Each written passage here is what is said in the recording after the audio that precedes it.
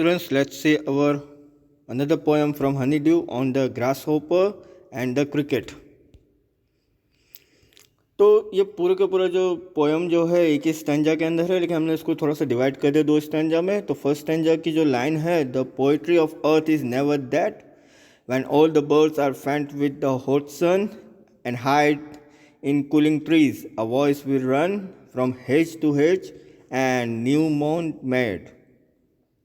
That is the grasshopper, he takes the lead in summer luxury he has never done with his delights, for when tired out with fun, he rests at ease beneath some pleasant weed.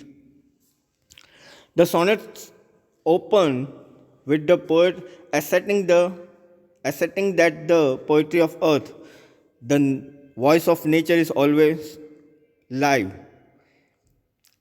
Even when all the singing birds are tired in the hot summer and take shelter under the shady branches of tree, the nature's song can still be heard, a voice which runs then from hedge to hedge and around the freshly cut grassland is the grasshopper. तो ये पूरा का पूरा poem जो है एक sonnet में लिखा गया है, ठीक है.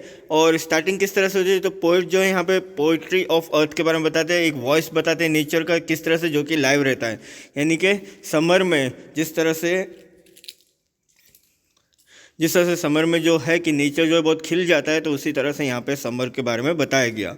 तो उसमें क्या होता है कि बर्ड्स जो है वो सिंगिंग कर करके थक जाते हैं हॉट समर में, तो वो क्या करते हैं, जो ब्रांचेस होती है ट्री की उसमें वो शेल्टर यानी कि वहाँ पे वो बैठ जाते हैं ताकि उनको गर्मी नहीं लगे.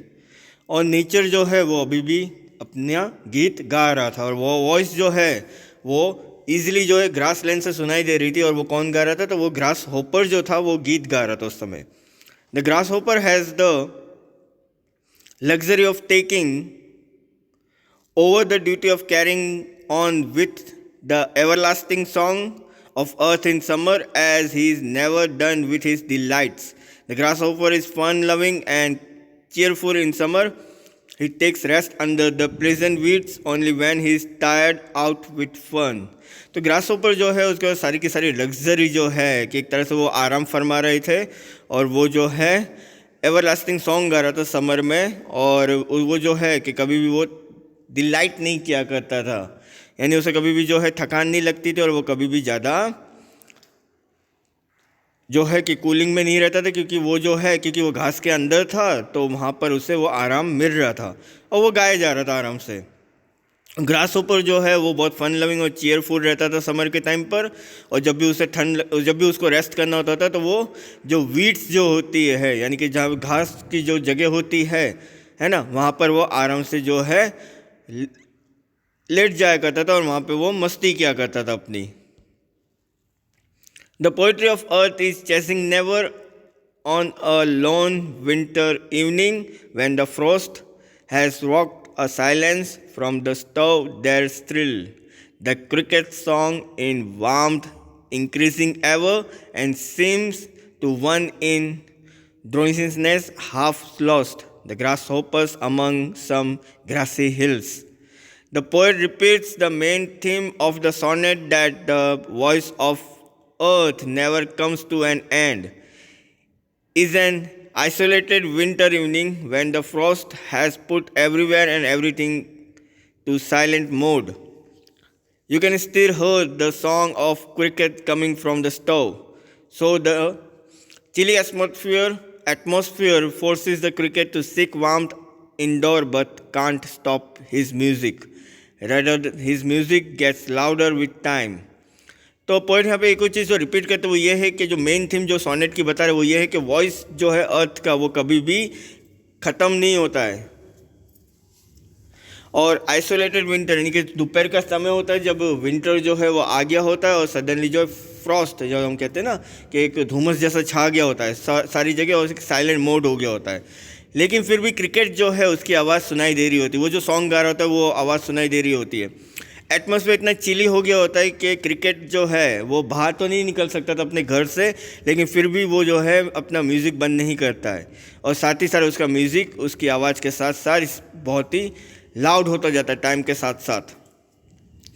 To a man who is feeling sleepy, the cricket song sounds like the grasshopper voice among some grassy hills. The poet means that the, the poet means that people like to feel the warmth of summer even in black winter by mistaking the cricket song for the grasshopper. तो यहाँ पे आदमी की जो बताया कि to a man who is feeling sleepy, जो आदमी जो है जो स्लीपी फील कर रहा होता है, लेकिन क्रिकेट का सॉन्ग जो है वो ग्रास होपर के वॉइस जैसा ही लगता है, क्योंकि वो ग्रासी हिल्स में से आ रहा होता है, तो जहाँ पे घास होती है वहाँ से वो सॉन्ग जो है सेम टू सेम जैसा ग्रास होपर की आवाज़ होती है वैसे ही क्रिकेट की सॉन्ग की आवाज़ भी वैसी ही थी। तो पॉइंट यहाँ पे ये कहना चाहते हैं कि लोग जो फील कर रहे होते हैं वार्म समर वेकेशन समर पर, तो उस समय जो है कि विंटर में जो है, क्योंकि क्रिकेट जो है वो विंटर में तो बाहर नहीं निकला, क्रिकेट जो है समर में बाहर नहीं निकला था, ग्रास होपर ही निकला था समर में बाहर। लेकिन यहाँ पे क्या हो कि क्रिकेट जो है वो बाय मिस्टेक जो है विंटर में बाहर निकल कर जो है वो गीत गाने लगा जैसे कि एक ग्रास होपर गाता है। तो वहाँ पर जो लोग जो है वो थोड़े से उससे परेशान हो गए थे। तो यहाँ पे आपकी जो पोएम जो है वो यहाँ पे कंप्लीट होती है। इसके रिगार्डिंग अगर कोई भी डाउट है तो आप मुझे कॉल कर सकते हैं। Thank you.